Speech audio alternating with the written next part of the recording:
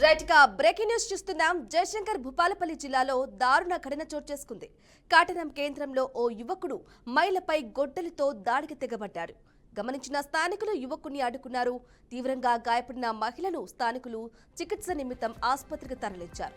ఇక ఆ విషయం తెలుసుకున్న పోలీసులు ఘటనా స్థలానికి చేరుకుని పరిశీలించారు. యువకుడిని అదుపులోకి తీసుకున్నారు. ఘటనపై కేసు నమోదు చేసుకుని దర్యాప్తు చేపట్టారు. ఘటనకు సంబంధించి పూర్తి వివరాలు తెలియాల్సి ఉంది.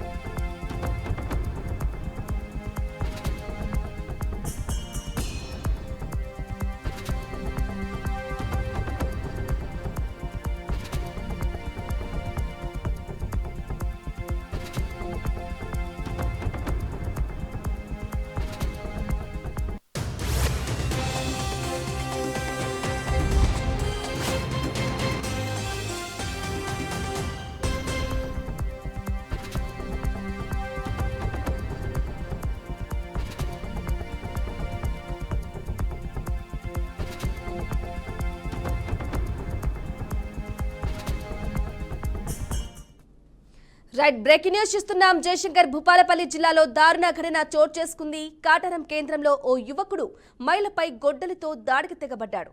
ఇది గమనించిన స్థానికులు యువకుడిని అడ్డుకున్నారు. ఇక తీవ్రంగా గాయపడిన మహిళ స్థానికులు అయితే చికిత్స నిమిత్తం ఆసుపత్రికి తరలించారు. ఇదే విషయానికి సంబంధించి పూర్తి సమాచారం అందించడానికి మా ప్రతినిధి భాస్కర్ అందిస్తారు. భాస్కర్, చెప్పండి, ఎవరు మహిళ, అసలు ఘటన గల కారణాలేంటి? గతంలో ఏదైనా కక్షలు లేదా పాత కక్షలు ఏదైనా ఉన్నాయా వారి మధ్యన? దీనికి సంబంధించిన అప్డేట్స్ ఏంటి? బ్రాహ్మణి భూపాలపల్లి జయశంకర్ జిల్లా కాటర్లం దారుణం చోటు చేసుకుంది.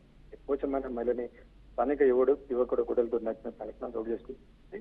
దీనికి భూతాఘాతాలే కారణమని చెప్తున్న పరిస్థితి. ఎందుకంటే గతంలో వీరందరూ కూడా భూతాఘాతం నేపథ్యంలో గతంలో ఇప్పుడు ఎవరైతే యువకుడు చంపిన ఉందో వాళ్ళ బాధను కూడా వీళ్ళు ఆ మహిళ వాళ్ళ భర్త ఇంకో వాళ్ళ చుట్టాలు కలిసి వాళ్ళ బాధని తెలిసింది.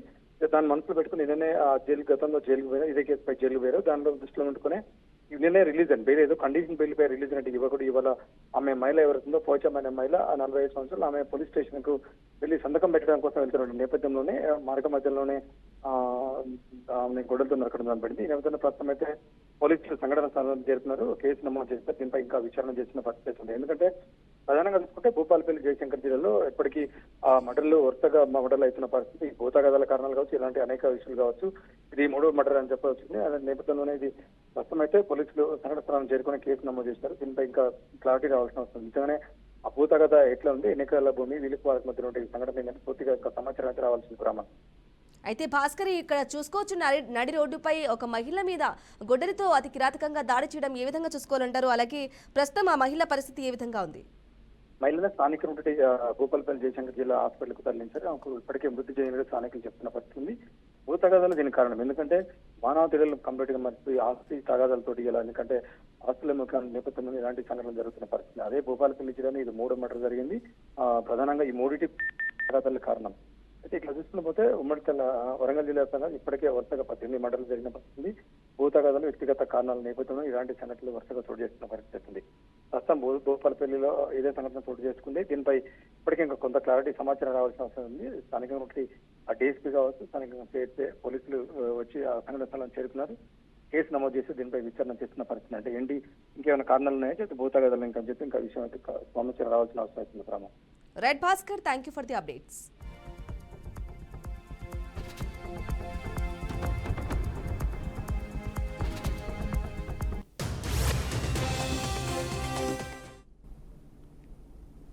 దేశవ్యాప్తంగా రేపు 244 జిల్లాల్లో మాక్ డ్రిల్స్ నిర్వహించేందుకు కేంద్ర హోంశాఖ కార్యదర్శి కీలక సమావేశం నిర్వహించింది.